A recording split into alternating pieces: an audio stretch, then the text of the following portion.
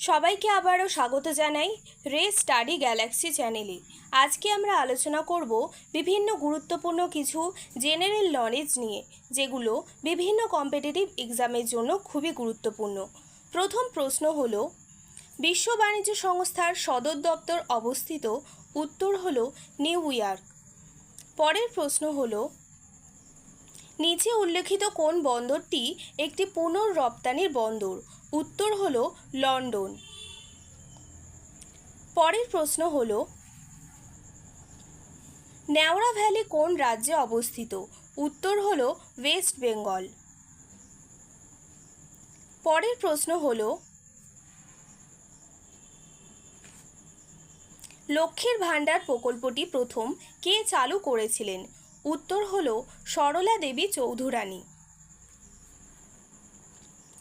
পরের প্রশ্ন হলো, কোন গাছকে রাতের রানী বলা হয়? উত্তর হলো হাসনুহানা। পরের প্রশ্ন হলো, ধর্মনিরপেক্ষ ও সমাজতান্ত্রিক শব্দ দুটি ভারতীয় সংবিধানের প্রস্তাবনায় যুক্ত হয়েছে কত সালে? উত্তর হলো 1976 সালে। সদ্য প্রয়াত বিখ্যাত ব্যক্তিত্ব রতন থিয়াম কিসের সঙ্গে যুক্ত ছিলেন? উত্তর হলো নাটক। পরের প্রশ্ন হলো, 2026 সালে কোন বিখ্যাত অভিনেতার জন্মশতবর্ষ পালিত হবে? উত্তর হলো উত্তম কুমার। পরের প্রশ্ন হলো, কলসিপত্র কি জাতীয় গাছ? উত্তর হলো কার্নিভোরাস। পরবর্তী প্রশ্ন হলো, বিচ্ছুরণ ঘটে কোন আলোর? উত্তর হলো সাদা।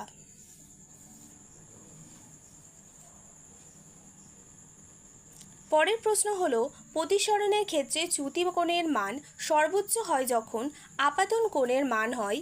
উত্তর হলো 90 ডিগ্রি। নববিধান ব্রাহ্ম সমাজ তৈরি করেন? উত্তর হলো কেশবচন্দ্র সেন। পরের প্রশ্ন হলো, কত খ্রিস্টাব্দে রামকৃষ্ণ মিশন প্রতিষ্ঠিত হয়? উত্তর হলো 1897 সালে। পরের প্রশ্ন হলো, বারদৌলি সত্যাগ্রহের সাথে কোন নেতার নাম জড়িত? উত্তর হলো সর্দার বল্লভভাই প্যাটেল। পরের প্রশ্ন হলো, জাতীয় কংগ্রেস এর প্রথম মুসলিম সভাপতি কে? উত্তর হলো বদরুদ্দিন তৈয়বজি।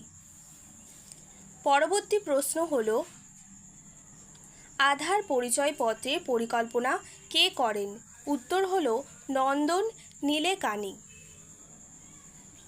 পরের প্রশ্ন হলো,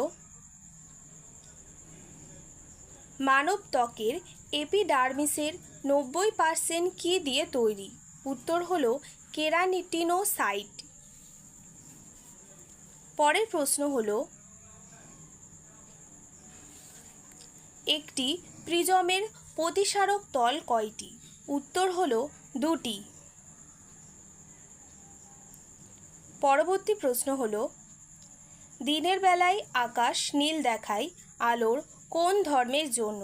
উত্তর হলো বিক্ষেপণ। দেখা যাক পরের প্রশ্ন, অ্যাসিড মিশ্রিত জলে তড়িৎ বিশ্লেষণ করলে অ্যানোড ও ক্যাথোডে উৎপন্ন গ্যাসের অনুপাত কত? উত্তর হলো 1:2। পরের প্রশ্ন হলো, অসওয়াল্ড পদ্ধতিতে কোন অ্যাসিড প্রস্তুত করা হয়? উত্তর হলো নাইট্রিক।